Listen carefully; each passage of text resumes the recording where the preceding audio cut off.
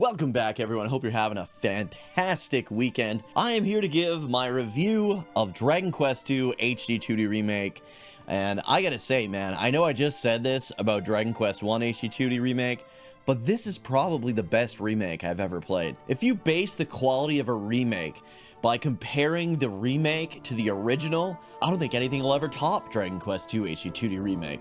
Now, if you enjoy Dragon Quest content, top 10 videos, reviews, podcasts, all that good stuff, please remember to like, subscribe, turn notifications to all. You can also hype the video if you're on mobile to help out so much. And feel free to join the channel if you want to help support it. Just click that join button down below. All right, let's get started. Dragon Quest II on the NES. Man, this is a game I did not enjoy all that much. I didn't play it back when I was a kid. I didn't play Dragon Quest II and 3 until kind of after Dragon Quest 8 came out. So I would have been quite a bit older. I would have been maybe like 18 or 20 or something like that when I first played Dragon Warrior 2 on the NES. And let me tell you, man, I was not really that big of a fan. I pushed myself to beat it because I loved all the other Dragon Warrior games I had played up to that point. There's certain things I do love about it, and thankfully in this remake, those things are there and so much more. They've added tons and tons of personality to these characters. They added a new character. Well, not a new character.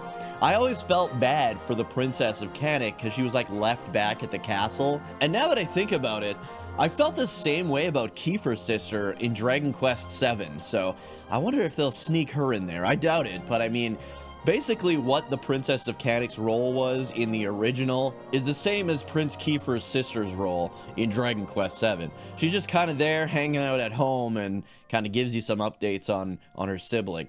But anyways, the way that they actually gave these characters a soul, they gave these characters a ton of personality and charm, and they gave them a ton of growth. I mean, Moonbrooke was probably my favorite in the whole game. Cannock was right up there though, and like, has anyone ever got a bigger glow up than the freaking Prince of Cannock? I mean, he went from being the worst JRPG character of all time back on the NES to one of the best. He was awesome in Dragon Quest II HD-2D Remake. He's got the access to the Zap spell, he's got Fire Slash, he's got a ton of great moves in this game. And his stats aren't garbage either. He's got good, decent stats. I actually got to use him as my secondary damage dealer, which was pretty awesome. And I feel like adding the Princess of Cannock even helped the Prince of Cannock become even better, because like I said, I could rely on him to deal physical damage along with the Prince of Middenhall, whereas before it was kind of tough because obviously Middenhall was going to be your powerhouse dealing damage,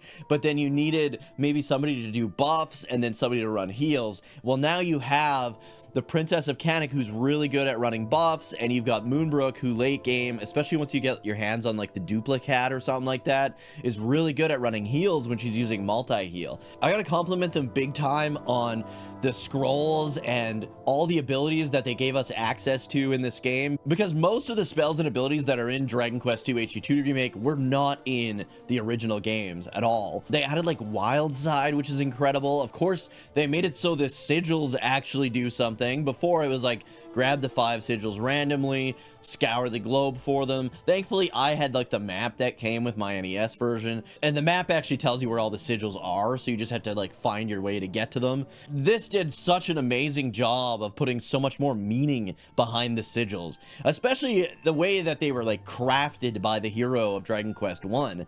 And it did a lot more like connecting you to the past. You really felt like you had a lot to live up to in this game, and then by the end of the game you really lived up to that. I did feel like they did a good job also of making it feel like these like young cousins are like completely in over their heads. They know that they're of the hero's bloodline, but they have no idea like what their potential is. They're doing the best that they can, but until you get to like maybe like halfway or later on in the game, they don't really have like that confidence in themselves. It's kind of a contrast to Dragon Quest I HD-2D, where as the hero you're like, no, I can handle this, trust me, bro. Whereas in Dragon Quest II, despite there being 4 of you, you still are like, oh man, we're gonna do our best, but let's see what we can do. And then as as the game goes on, honestly, it wasn't until I feel like you get the ship where the characters really feel like, okay, no, maybe this is something we can handle. To them, it almost seemed like they had like imposter syndrome. Like they know that they're part of this lineage, but they didn't think that highly of themselves until a certain point in the game when they were able to like save some people and do some big things. It made them start to kind of believe in themselves and believe in like the bloodline of the hero or Erdrick, right? Right at the beginning of the game, you see the kingdom of Moonbrooke get destroyed, and man, the Princess of Moonbrooke, the actress who played the Princess of Moonbrooke did an incredible job with her voice acting. Moonbrooke went from like literally just driven by pure revenge and rage because everyone she's known and loved gets wiped out at the beginning of the game. They also did a really good job of the other characters being like, look man, like we got families to go back to at the end of this. Moonbrooke doesn't have anything. They did a really good job of like making them all feel like a tight-knit family because they had to, because that's the only family that Moonbrooke has now.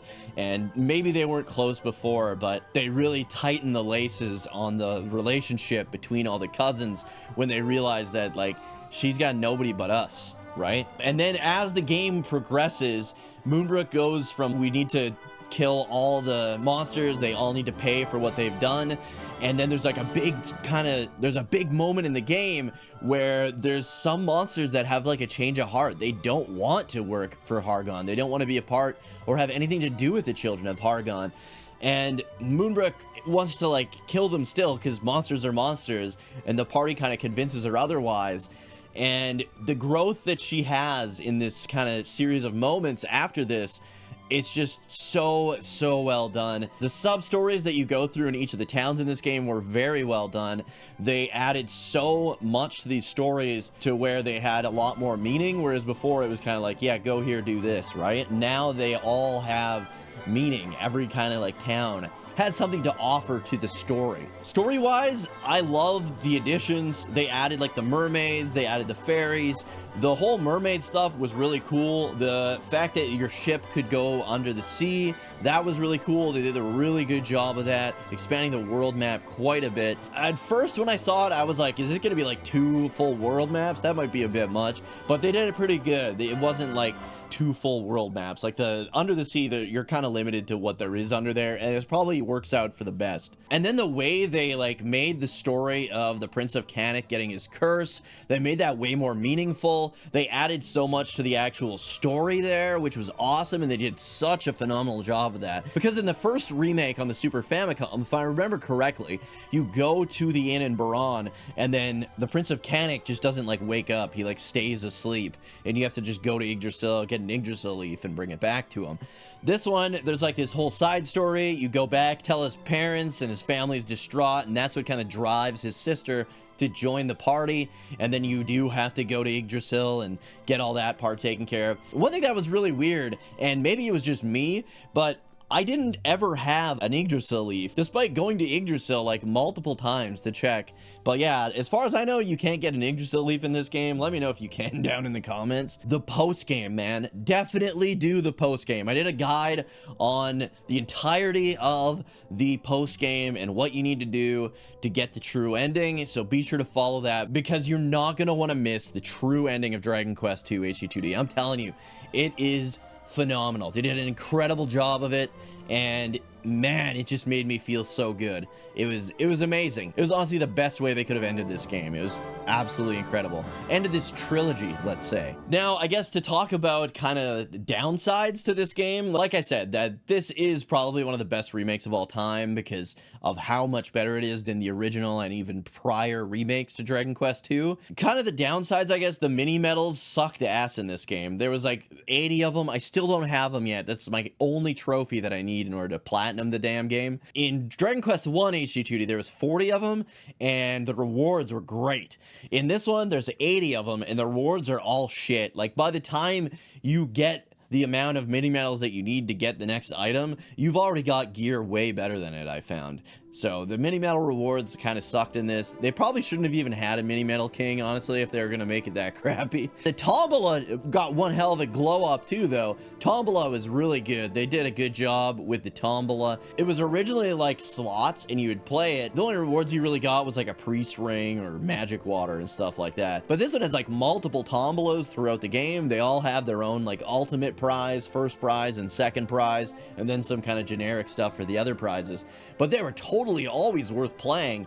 And then in the post game, you get an even better one that's definitely worth playing. I'm trying to think of some more negatives, but there really aren't any others that are coming to mind. This game was so freaking well done. They added all the towns from Dragon Quest 1 when you go back to a left guard, and they did a phenomenal job of that as well. Because like I said in Dragon Quest 1, I feel like I'm at home when I'm visiting a left guard. So it was really nice to kind of go back to these places. I mean, this in the timeline, this is the last time you're really going to see these places again. This is like the latest point in the timeline. So it's really cool to kind of see where all these towns and communities ended up after all these years and kind of what stories they have to tell of the past. They did a fantastic job of all that as well. The difficulty in this one, I know I kind of mentioned in Dragon Quest 1 HD-2D remake that the difficulty was like kept like jumping up a couple times. The difficulty in this, I feel like it was absolutely perfect. The difficulty curve was like on point. There was never a point other than getting the Princess of Cannock early. There was no point where I felt like I had to like heavily grind in this game, and getting her early means I'm like skipping a big chunk of the game to go back to with her in the party so you can get like the extra dialogue and interactions. So I definitely had to grind there. Other than that, I never felt like severely underpowered or anything like that. Obviously, I like over leveling, so I did a bunch of grinding anyways. I think the only boss I really had trouble with was Pazuzu at the end of the game, and Pazuzu's always a piece of shit, man. That's just who he is. So I think it took me like 6 or 7 tries to beat Pazuzu, but the rest of the bosses I didn't have too much of an issue with. They felt like good Dragon Quest boss fights, let's put it that way. They weren't like too hard, but they weren't too easy. So yeah, I thought the balance was much better in this than it was in Dragon Quest 1 HD-2D remake. But yeah, if you are looking for the best way to play Dragon Quest 2, this is the way, by far. By far. Don't get me wrong, the remake on the Super Famicom is pretty good. It's a huge step up from the NES original, but goddamn, this remake is incredible. Probably the best remake I've ever played in my life. So yeah, let me know your thoughts on Dragon Quest 2 HD-2D remake down in the comments below. What's your favorite version? Maybe you like the NES version best. But yeah, let me know down in the comments. Do you like the NES version, the Game Boy remake, or the Super Famicom remake, or of course, this HD-2D remake the best? Which one do you like the best? Who was your favorite character? What were your favorite parts about Dragon Quest 2 HD-2D remake? And what do you think are like the negatives of this game? I had a really tough time to come up with some negative aspects of this one. So let me know down in the comments kind of like what you felt they could have done a little bit better, or just minor annoyances even. Anyways, guys, thank you so much for watching. I hope you guys enjoyed this video. If you did, please remember to like, subscribe, turn notifications to all so you don't miss the next one. You can also hype the video on mobile and join the channel if you want to help support it.